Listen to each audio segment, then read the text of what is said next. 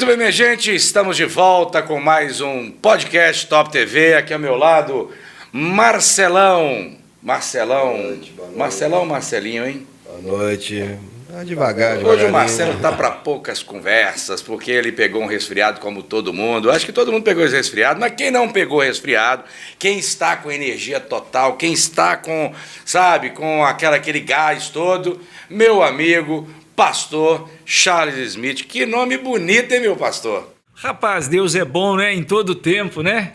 Mas muito obrigado aí pelo convite, um prazer estar aqui com vocês, né? Ô Charles, obrigado. Eu já faço, na verdade, esse convite para ele. E as agendas nunca batiam, né? Outro dia, nós marcamos, inclusive, na semana passada. E aí ele, Regis, hoje eu tenho que pregar, hoje eu tenho... na hora que você quiser, então, que quem manda é você. E como é que é isso, né? Quer dizer, a dedicação tem que ser sempre e total, pastor? Rapaz, o sacerdócio, na verdade, é uma dedicação, é um projeto para a vida inteira, né? Você tem uma responsabilidade muito grande, Sim. Porque você tem que ser uma fonte de inspiração para aquelas pessoas que estão do seu lado, né? Como Jesus Cristo foi e ainda é, né? Através dos séculos, a maior inspiração que a gente pode almejar nessa vida.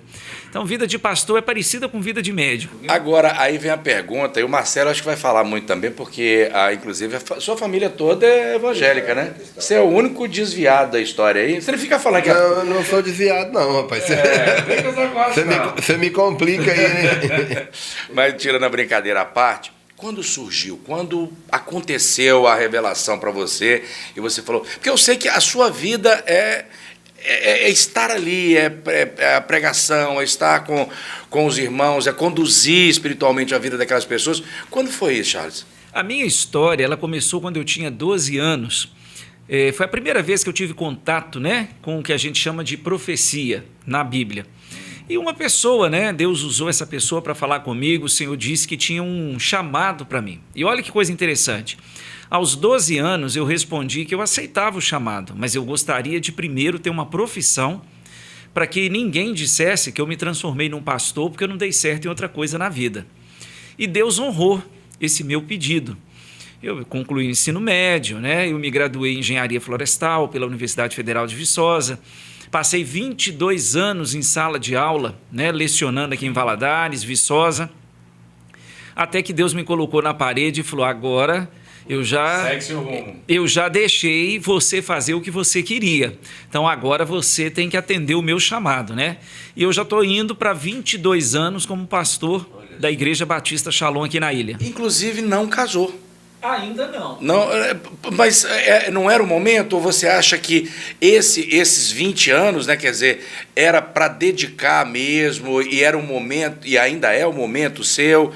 Ou tudo ao seu tempo? Eu acho, rapaz, que ser solteiro é uma graça que Deus dá, né? Amém. É uma graça que Deus dá. Existem pessoas que se sentem bem, se sentem com... A palavra solteiro, na verdade, ela significa inteiro, Sim. Né? Eu creio que você tem que ser uma pessoa muito bem resolvida e feliz quando você é solteiro, para depois você estabelecer e construir uma família. Mas eu não descarto a possibilidade, não. Eu ainda estou como o apóstolo Paulo. Né? Diz que o solteiro se dedica às coisas de Deus, né? Verdade. E o casado vai dedicar à sua família. Então, mas nós estamos aí no páreo, né? E como é que fica isso, né? Quer dizer, o tempo ele é integral. Como é que é o seu dia a dia, a sua rotina? Porque, como eu te falei, um dos motivos de eu te trazer aqui, né, eu conheço o seu trabalho, conheço a sua dedicação. Ele é integral hoje, é full time mesmo? Como é que funciona? Como é que é o andar do seu dia ou da sua semana? Meu último ano, né, trabalhando na área da educação foi 2016.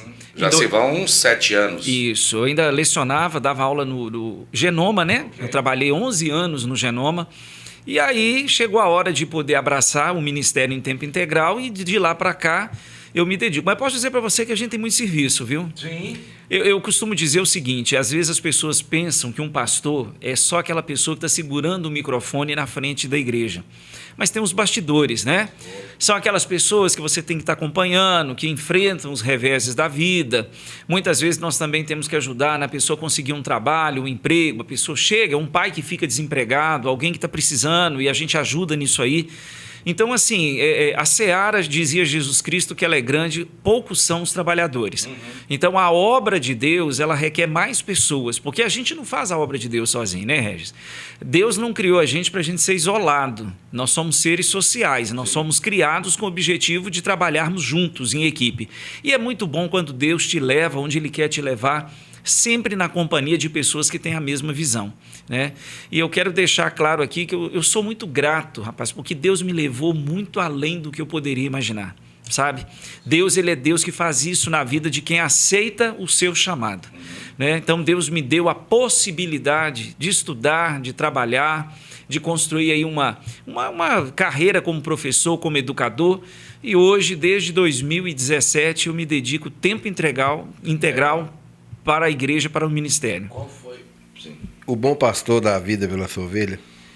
Marcelão, quem disse isso foi Jesus falando acerca dele. Eu acho que a gente não pode levar isso ao pé da letra, porque a gente vê muitos pastores que se dedicaram demais à igreja e foram negligentes com a sua família. E o seu primeiro ministério é a sua família. A Bíblia diz, o apóstolo Paulo, ele escreve que quem não cuida dos seus, da sua família, não é capacitado para cuidar da família dos outros, né? Então, assim, eu gosto que quando Jesus falou isso, ele estava falando acerca dele, que o verdadeiro, o bom pastor, que é ele dá a vida pelas ovelhas, né? Deixa as 99 para buscar uma perdida, né? E outra, né? Eu acho que todos nós enfrentamos dias maus, dias sombrios, né? Quando a gente questiona muitas vezes o nosso chamado também. O Regis está aí da área da comunicação. Eu vi ele falando isso, né? Que quando ele pensou na aposentadoria prévia dele, arrumaram mais um serviço para ele. E a vida da gente é assim, né? Eu creio que Deus, quando Ele escolhe alguém, Ele capacita esse alguém e Ele vai agregando habilidades que até então a gente não tinha, né? A igreja cristã hoje, principalmente no Brasil, eu acho que o Brasil é mais dentro dessa parte, porque eu vejo muitos fazendo ação missionária em outros países. Mas a igreja cristã hoje no Brasil, ela trabalha muito o lado social, né? É uma parte que o governo acho que deixa um pouco a desejar, não na área financeira, eu disse na área psicológica, na área, igual você falou que tem que ajudar um pai de família que está desempregado, uma pessoa que está ali passando uma dificuldade financeira, então a igreja ela chega e abraça as pessoas, né, os servos de Deus cristãos que estão ali dentro desse contexto. Eu acho que isso dá um refrigério na alma de cada um que frequenta, né, que está ali dentro da igreja, ele buscando essa solução, e às vezes ele lá fora ele não encontrou, mas Deus encaminha ele para o lugar certo, onde ele encontra aquele refrigério ali. É dentro disso aí mesmo ou eu tô... Eu acho assim, sabe, o papel da igreja... O governo não reconhece isso, mas a sociedade sabe do trabalho que a igreja desenvolve. Porque a igreja trabalha com quem a sociedade muitas vezes renega. A gente tem, né, nós temos muito trabalho missionário com prostitutas, com alcoólatras, viciados em drogas, né? A igreja, ela no geral, ela presta um trabalho social que eu acho que é imensurável. Não dá para a gente poder colocar, estabelecer aqui nenhuma nota, né? Porque o que seria da sociedade se não fosse o trabalho que a igreja exerce? Porque, na verdade, o evangelho ele vai muito além de você anunciar a palavra de Deus. O evangelho envolve todas as áreas da nossa vida. Eu não posso, por exemplo, pregar o evangelho sabendo que a pessoa tem fome. Porque a necessidade imediata dela é o alimento sólido, né? Para depois ela receber a palavra. Sim. Então, eu acho assim, hoje nós percebemos que o que seria da sociedade se não fosse o trabalho realizado pela igreja. E aí, quando eu falo igreja aqui, né, gente, eu tiro o chapéu, isso vai para a igreja evangélica, para a igreja católica, que faz um trabalho muito bonito com as pastorais, né, pastoral carcerária, pastoral da saúde. Então, eu vejo assim, existe uma importância. Jesus disse que a igreja e o cristão, ele tem que ser um sal que tempera. Porque se não tiver sabor, só presta para ser pisado pelos homens e ser jogado fora. Então, assim, é muito bacana a gente ver isso, né? A função social que a igreja desempenha. Várias entidades hoje, né, cristã, evangélica e outras denominações, muitas delas não divulgam, mas elas prestam esse lado social aí, que é ajudar o próximo.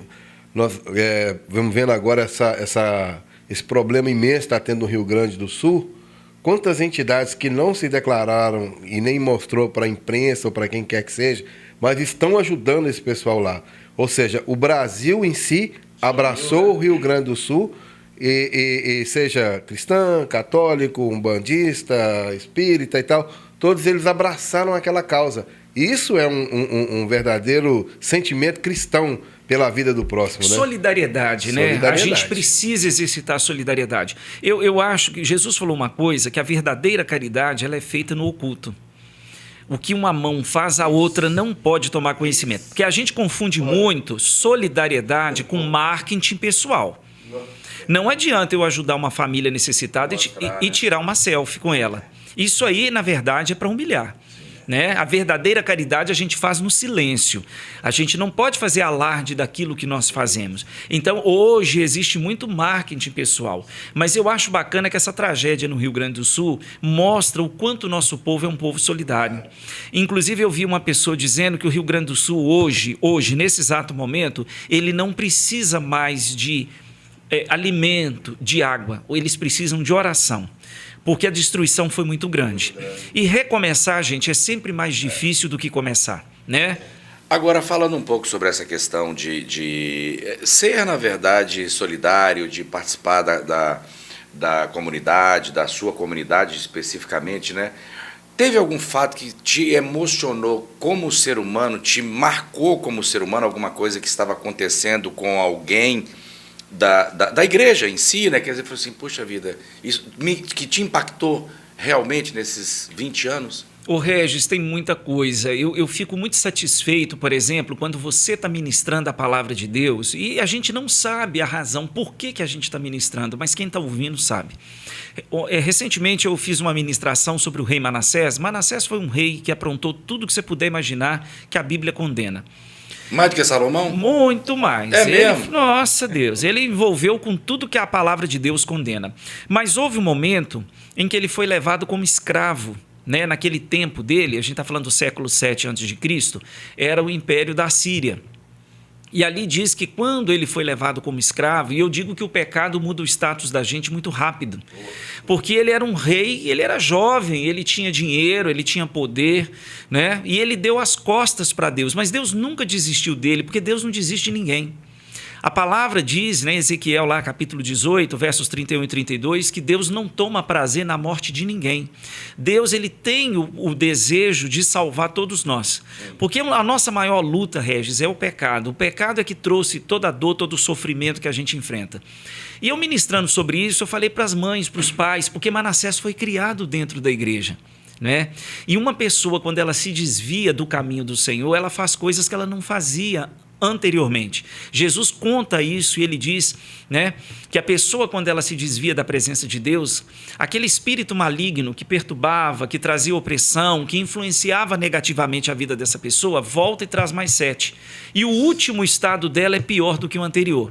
E Manassés, quando ele foi levado para o cativeiro assírio, ele se lembrou do Deus dos pais dele.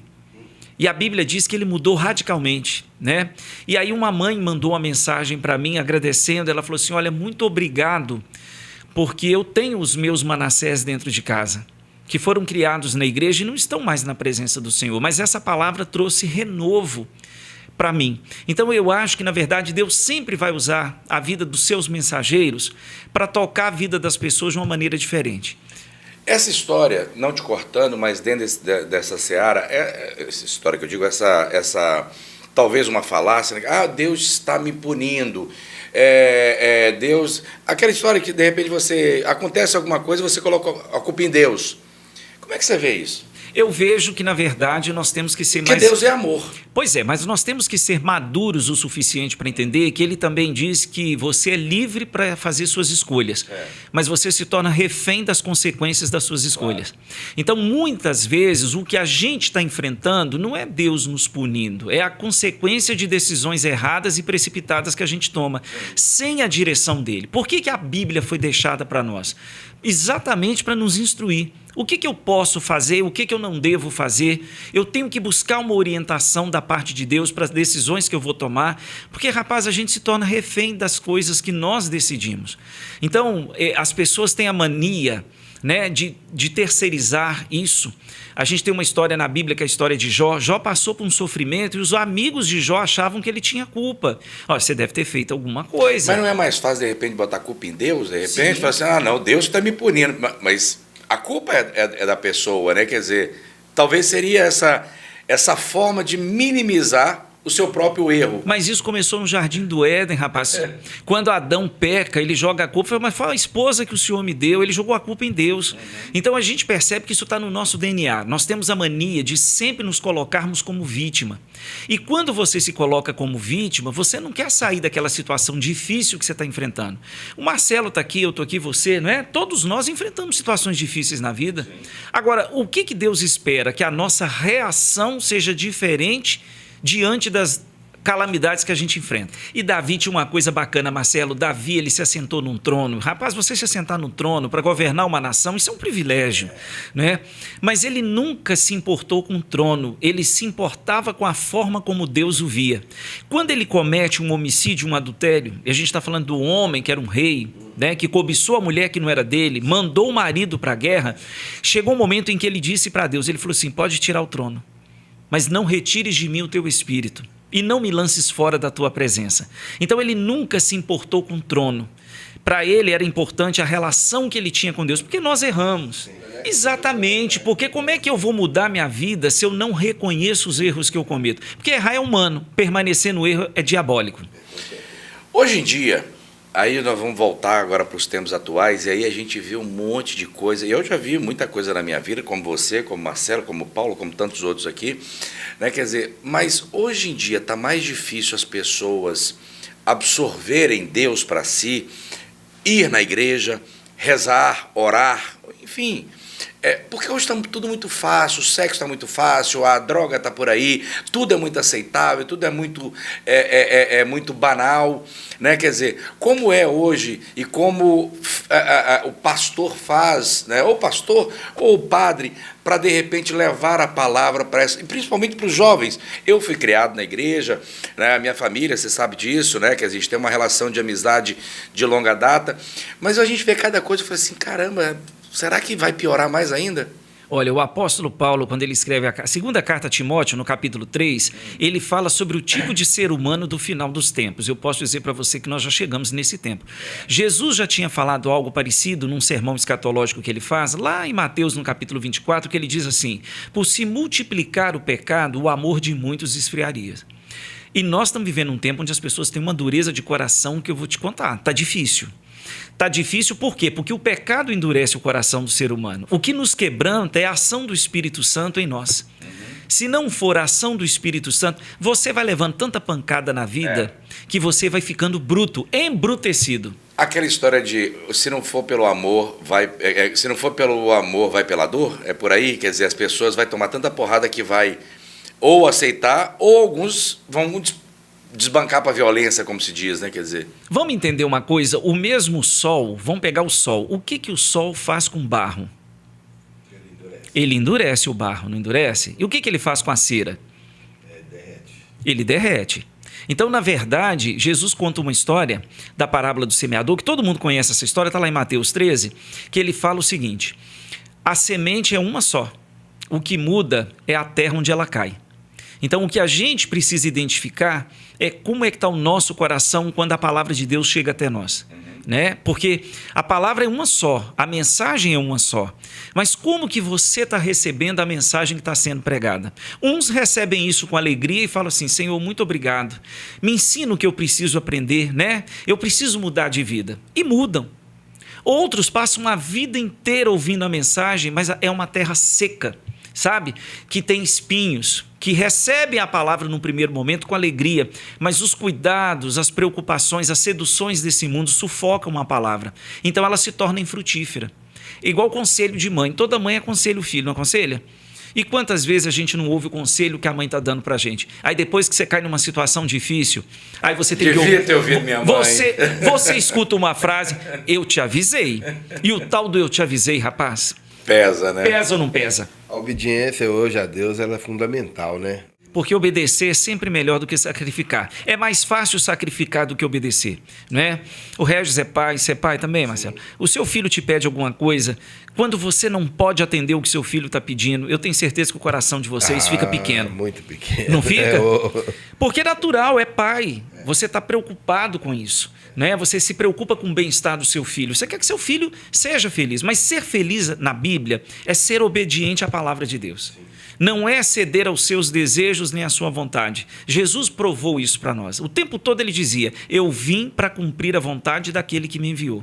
Não é? Ele sabia que ele tinha uma cruz, que ele tinha que morrer, para que a gente pudesse ter esperança e voltar a acreditar e sonhar com o céu, com a eternidade. Então, Deus não é o gênio da lâmpada, sabe? Que você esfrega a lâmpada, ele vai aparecer para realizar os seus desejos. Não. Eu é que nasci para cumprir o propósito de Deus. Então eu acho que a gente precisa entender isso. Obediência é o único meio para eu alcançar as bênçãos de Deus. A partir da obediência, o cristão ele passa a ter a oportunidade de receber os dons espirituais. Os dons espirituais são uma ferramenta que Deus concede à igreja para que ela possa crescer. O crescimento da igreja está alicerçado na palavra, né, e nos dons espirituais. Então, por exemplo, quando a gente está falando de dons espirituais aqui, a gente está falando da profecia. Existe o profeta verdadeiro e existe o falso profeta. Né? Qual é o papel da profecia? Não é falar se você vai casar com A ou com B. A profecia é para consolidar algo que Deus já fala com você através da palavra dele. O dom de cura, né? A gente vê isso aí. O dom da ciência, né? O falar em línguas, que a gente só pode falar em línguas mediante a ação do Espírito Santo, e isso acontece até hoje, né? Então, os dons são ferramentas que Deus dá para a igreja, capacitando a igreja para executar bem o trabalho dela. O cara estava vendendo uma ideia e falando lá uns... Ô, Marcelo, o que é isso aí? Bicho...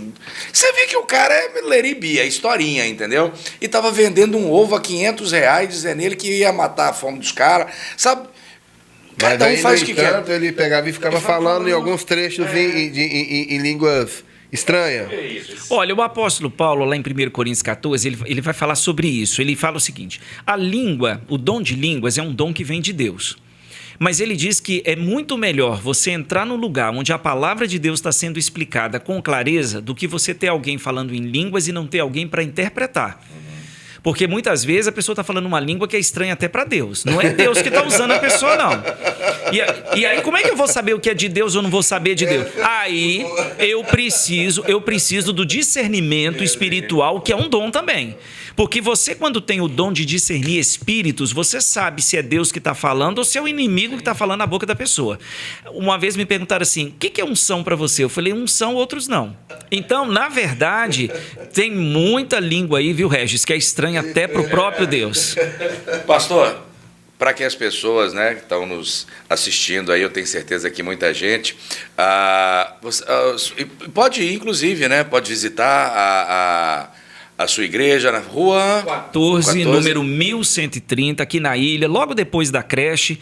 E eu quero dizer o seguinte: o evangelho é para todos. Todos nós precisamos ouvir a palavra de Deus. Então a porta está aberta, é para todos. Agora, uma vez que eu escuto a palavra e que eu entendo a palavra, eu vou decidir se eu vou seguir esse caminho ou não. Então nós temos reuniões na quarta-feira, às 19h30, e temos a escola bíblica dominical no domingo, às 9 horas da manhã, e o culto, né, de evangelismo sempre às 19h30 aqui na ilha. O culto é que dia da semana? Quarta e domingo. Ok. Tem um telefone, um hotline, de repente? Nós temos um canal. Só colocar, por favor. Só colocar no YouTube aí, Pastor Charles Smith, Igreja Batista Shalom. Você pode se inscrever no canal, tá acompanhando as ministrações. Nosso canal, ele reúne tudo. Nós temos documentário, louvor, pregação da palavra. Tudo que você quiser encontrar... Entra lá, viu, minha gente? Pastor Charles Smith, Igreja Batista Shalom. E o pecador do Pierre, tá dando trabalho aí? Manda um abraço para ele, que ele mexeu no joelho, tá lá, Pierre, deitado. Um beijo para você, Pierre. Um abraço fraternal, meu irmão. Fez um procedimento no joelho, tá lá de molho. É a idade, né? Um homem de 55 anos começa a dar problema no joelho. Mas ele acha que ele é e maratonista. Mamãe, Tá bem, graças a Deus. É guerreira, né? Beijo, é meu braço viu, Geisa? direito. Obrigado. Olha, eu tô te esperando aquele café, viu? Ela me chamou para um café que até hoje Pode não. cobrar. Cafezinho com queijo. Pastor, obrigado mais uma vez. Pastor, não, meu amigo Charles, obrigado. Pastor Charles, obrigado por você ter vindo, aceitado o nosso convite aí. Quero você mais vezes aqui. Rapaz, é um prazer, podem contar comigo, tá? E eu quero dizer o seguinte: essa é uma porta que Deus abriu. E você também tem um papel muito grande como um comunicador, né? Então, que você peça a Deus sabedoria para você exercer muito bem o seu papel e que Deus nos ajude a cumprir o propósito que Ele tem para nós. Eu posso te pedir para você fazer uma oração final? Pode. Para a gente poder abençoar o nosso local de trabalho? Vamos orar. Vamos lá?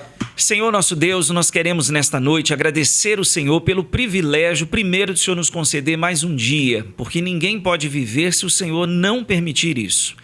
Pedimos perdão pelos nossos pecados, apresentamos a nossa vida, as nossas necessidades e o nosso coração, porque a única coisa que o Senhor nos pede na Tua palavra é o nosso coração. O Senhor não precisa de mais nada, mas o coração é o trono onde o Senhor quer se assentar.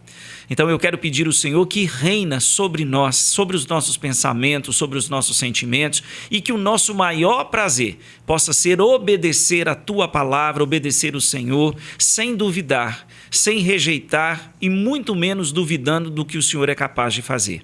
Abençoe cada família que nesse exato momento está tendo esse prazer de estar ouvindo, Senhor Deus, participando desse podcast, que o Senhor pedimos e te agradecemos em nome de Jesus. Amém, amém. E assim a gente se despede, né? Obrigado, Marcelo, obrigado. Grande abraço, viu? Charles, obrigado a todos vocês por ter estado conosco, e a gente volta no nosso próximo encontro com mais convidados super especiais, porque a gente sempre vai trazer pessoas especiais com assuntos importantes especiais no podcast Top TV.